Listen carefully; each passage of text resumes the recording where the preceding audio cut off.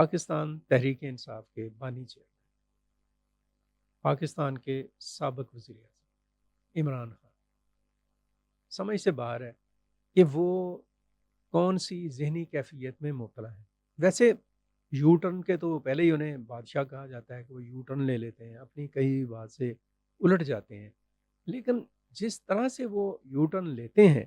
اور جن چیزوں پر وہ یو ٹرن لے رہے ہوتے ہیں، وہ اتنی آپ کہہ لیں کہ ایک وقت کے اوپر اتنا مضبوطی سے ان کا موقف ہوتا ہے اور ان کا ایک بیانیہ بن چکا ہوتا ہے کہ ایسے لگتا ہے کہ شاید یہ جو کچھ اب کہہ رہے ہیں، یہ اگر نہ ہوا تو شاید ملک ہی جو ہے اس کو کسی خطرے میں پڑ جائے گا، اور پھر پتہ چلتا ہے کہ تھوڑے عرصے کے بعد انہوں نے جو کہا ہوا ہوتا ہے اس سے وہ الٹ چلے جاتے ہیں۔ ابھی ریسنٹ انہوں نے اڈیالہ میں بات کی ہے صحافیوں کے ساتھ، ذرائع ابلاغ کے نمائندوں کے ساتھ، اور اس گفتگو میں، ملاقات میں، انہوں نے بڑی ہی ایسی باتیں کی ہیں جن کو ہم ان کے بیانات کی نظر میں اگر ہم دیکھیں اور ان کی جو گفتگو ہے اس کے تناظر میں دیکھیں تو انہیں مضحکہ خیز کہا جا سکتا ہے اور ناقابل فہم بھی کہا جا سکتا ہے۔ مثلا انہوں نے کہا کہ فوج اپنا نمائندہ مقرر کر دے، ہم اس سے مذاکرات کے لیے تیار ہیں، اور ان سے پوچھنا یہ چاہیے کہ سر آپ مجھے یہ بتائیں یا آپ ہمیں یہ بتائیں کہ کیا فوج نے آپ سے ریکویسٹ کی ہے کہ آپ کے ساتھ وہ مذاکرات کرنا چاہ رہی ہے، یا افواج پاکستان کی طرف سے آپ کو کوئی پیغام آیا ہے مذاکرات کا جس کے جواب میں آپ ان کو پیغام دے رہے ہیں کہ آپ اپنا نمائندہ مقرر کر دیں، میں اپنا نمائندہ مقرر کر دوں گا؟ اور افواج پاکستان کا کام اپنے ہی ملک کے اندر اپنے ملک کے سیاستدانوں سے مذاکرات کرنا تو نہیں ہے۔ افواج پاکستان جو ہے وہ کہیں انگیج ہو سکتی ہیں دشمن کے ساتھ، کہیں جنگ لگی ہوئی ہے انڈیا کے ساتھ خدا نہ خواستہ، یا کسی اور جگہ کے ساتھ، تو اس کے ملک کا کمانڈر اور ہمارے ملک کا جنگی کمانڈر جو ان سے ہیں ان کے درمیان مذاکرات ہو سکتے ہیں، یا سیاچن ہے، یا پھر لائن آف کنٹرول ہے، یا سرکریک ہے، یا پانی کی تقسیم کا مسئلہ ہے، یا افغانستان کے ساتھ تنازع ہے، وہاں پہ اگر کوئی خدا نہ خواستہ کوئی ایسی واقعہ ہوتا ہے تو اس کے اوپر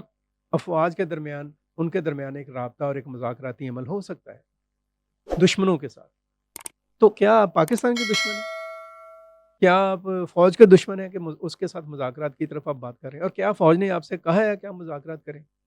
میرا مشورہ ویسے آپ کو یہ ہے کہ آپ یہ مذاکرات جو سے ہیں نا وہ سیاستدانوں سے کریں،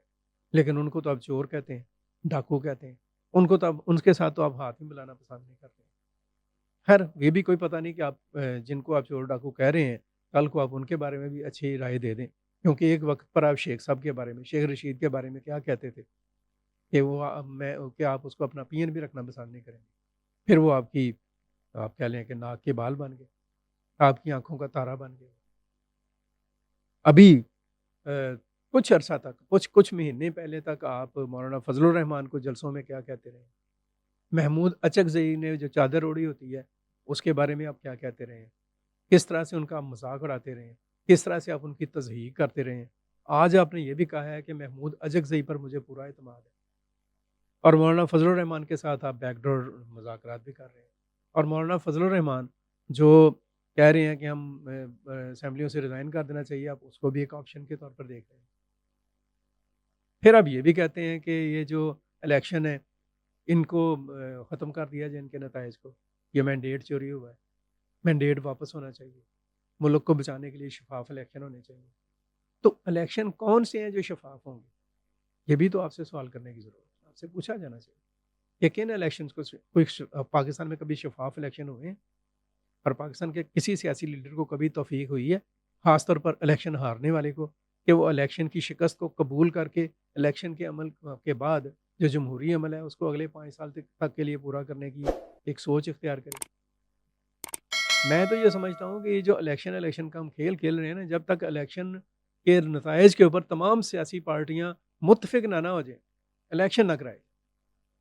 آپ نے تماشا بنایا ہوا ہے قومی دولت کو، تمام سیاستدانوں کے لیے یہ بات، قومی دولت کو آپ لٹا دیتے ہیں الیکشنز کے اوپر اور اس کے رزلٹس کو بھی نہیں مانتے ہیں۔ عجیب رویہ ہے، عجیب صورتحال۔